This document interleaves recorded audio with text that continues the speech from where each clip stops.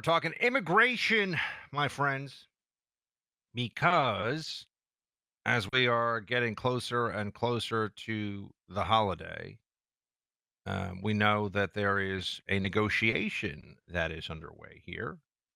A bipartisan group of senators are working on changes to immigration policy that places like CBS and NBC News are saying will be sweeping.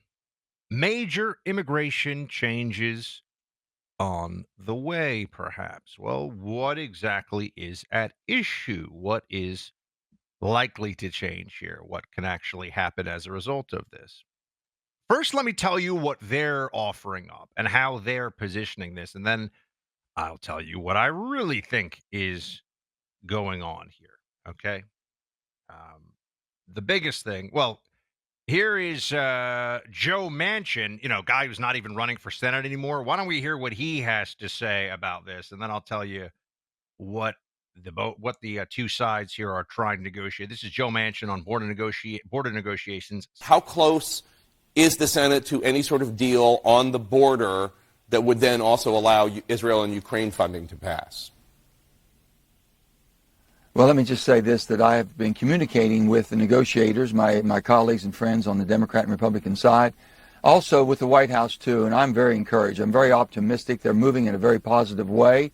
They understand that the border is broken, that glass ceiling has been broken, and we've got to stop this dangerous immigration that we have coming to our country from all over the world, Jake. Things that we've never seen, numbers that we have never seen like this. The whole world is in the flux, and they're taking advantage of a system that truly is broken.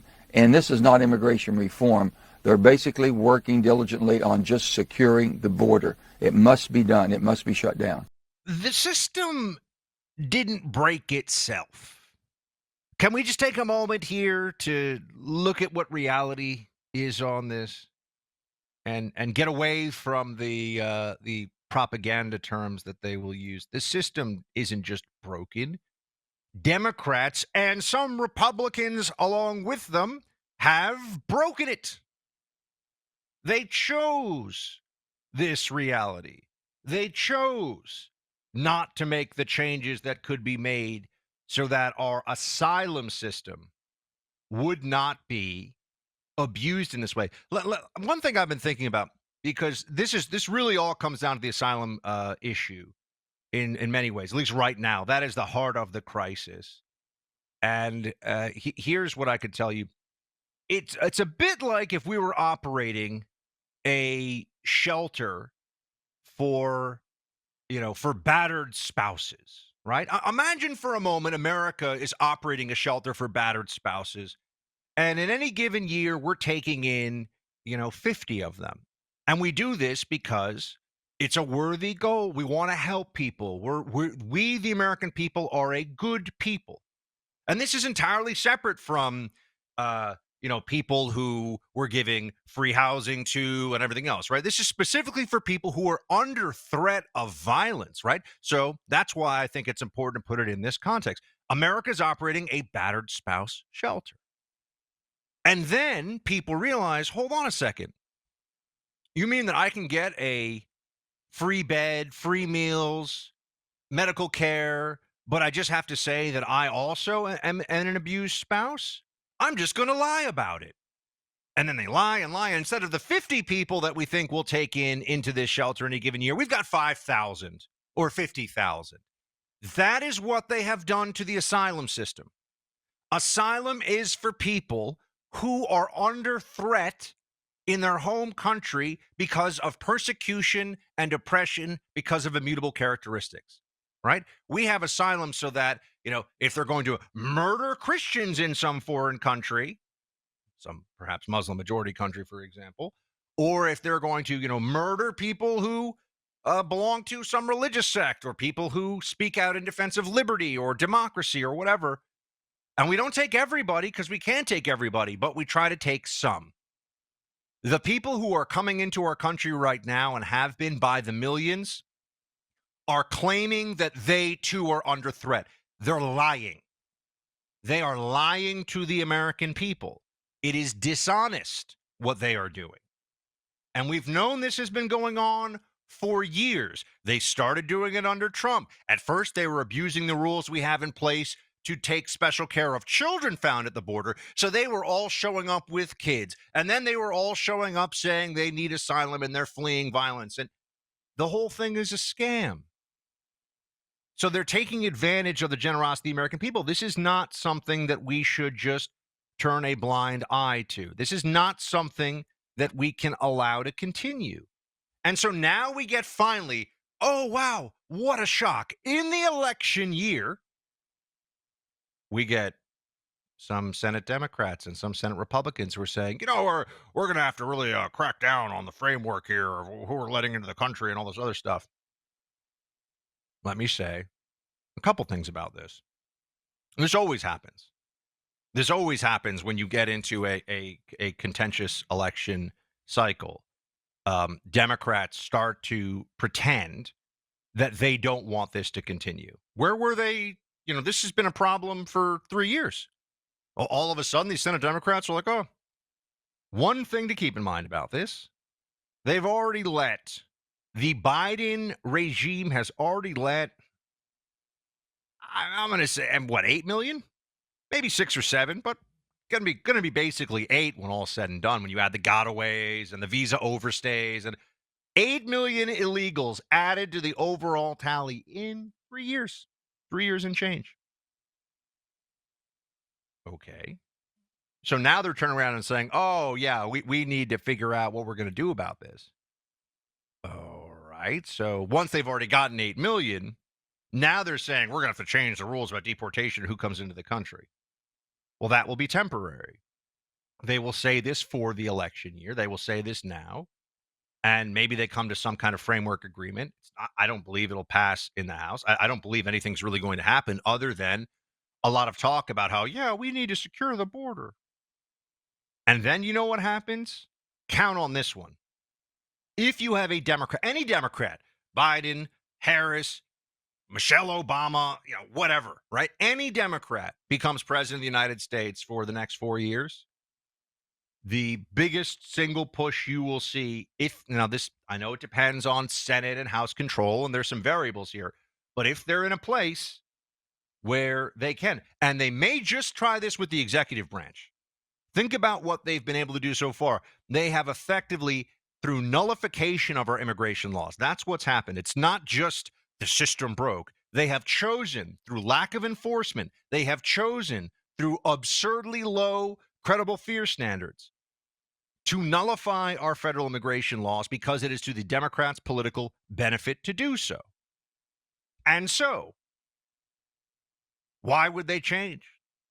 Why would that not be what they want going forward? Well, what they really want is amnesty. And that is what the next Democrat administration that comes into office, if there is one, is going to push for more than any other single policy. Because if you win that policy fight, what are you not going to win? I mean, look at what's happened in the state of California. California gave us Ronald Reagan. California was a solidly Republican state into the 90s. Now it's the heart of the Democrat resistance. Now it's, communist Looney Tunes with very rich people and people very dependent on the state living, well, I was going to say side by side, living far apart from each other, except when the dependent people on the state have to, trim the hedges and, pick up the kids and clean the house and all the things that, the servant class in California does. So you sit there and you say, they've already run this playbook. Don't we think they're going to run it again? What would be different this time around? And I'm here to tell you nothing. I'm here to tell you that, if anything, the Democrats view this as a massive success. This hasn't gotten as much attention as it should have from Republicans in the House. I think, unfortunately, a lot of big business and therefore big donors, including Republicans, are always whining about how they want more cheap labor. What about paying people more? It's amazing to me. I've been in these situations I've been at, places where there are high-level Republican donors, and some of them will even say this out loud. They say, well, I can't I can't run my business unless I can hire the illegals. And I say, why is that? They say, well, I can't, I don't want to pay what Americans of any race, by the way, what Americans would want to do that job. So I have illegals who are going to be dependent upon state resources, meaning the taxpayer, meaning getting their health care in the emergency rooms. If you look at New York City emergency rooms are basically now where the tens of thousands of new illegals are all going to get all of their medical care, all funded by the taxpayer. And then you may say, oh, well, of course we have to help people and give them prescription glasses and all this stuff. And you say, okay, yeah. What happens if you go in there and you're having a heart attack? How are you going to feel about all the illegals getting their like primary care at taxpayer expense, not even supposed to be in the country? You say, oh, well, I want everyone to have health care. This is like what a lib would say. And you go, well, do you want to wait 6 hours while you're having a heart attack? I don't think you're going to have 6 hours. Ah, you mean there are consequences here. And this is what has finally pushed Democrats to have to address this issue. Mayor Eric Adams is out there warning everybody. He said, look, this is a crisis and the federal money's not coming. So guess what? New York City residents are going to be picking up this tab. This is Cut 5. We had to do a real job of explaining to everyday New Yorkers that the federal government has abandoned this important issue that's a national issue. So they're angry, and it's going to come out. I'm the mayor. Mm-hmm. I'm just so set on making sure that everyone understands this. This is the desired outcome for Democrats. They're now turning around and saying, oh, my gosh, you mean that, like, all these people are getting into the country illegally? Oh, my gosh. Our team pulled the numbers. According to Customs and Border Patrol, it's over 5.4 million illegal border crossings. Plus, those are apprehensions. Plus 1.5 million got away. So that's 6.9 million. Call it 7 million. Like, look at this. I said, like, it'll be 8 soon. Yeah, it'll be 8 soon. It's about 7 million right now. 7 million people? That's getting close to being the size of New York City, our largest city. All illegals. And that's added to the 20 million, 30 million illegals who are already in the country. Why even have it? If this isn't a problem to any of your lib friends out there who are going to bring this up to any of the commies you're going to see on MSNBC, they have like car and driver and multiple houses and they fly private and, they love illegals because who's going to do their manual labor for them, right? I mean, the elites in this country, particularly elite Democrats, are horrible on this issue. Horrible. Oh, do you think this might have anything to do with the cost of housing? What happens? They tell us that labor doesn't have a supply and demand component, which is a lie. Of course it does. But, they're not bringing down wages by having millions more people in the labor force who weren't supposed to be. What about housing? Where are all the illegals going to live? How does that work exactly? 7 million of them. Okay. Yeah. They're living in homes. And I know they're not all living in single family homes and all the rest of it, but that has pressure on the housing market. That adds a challenge. And to a lot of people out there who are saying, so, I'm doing everything right.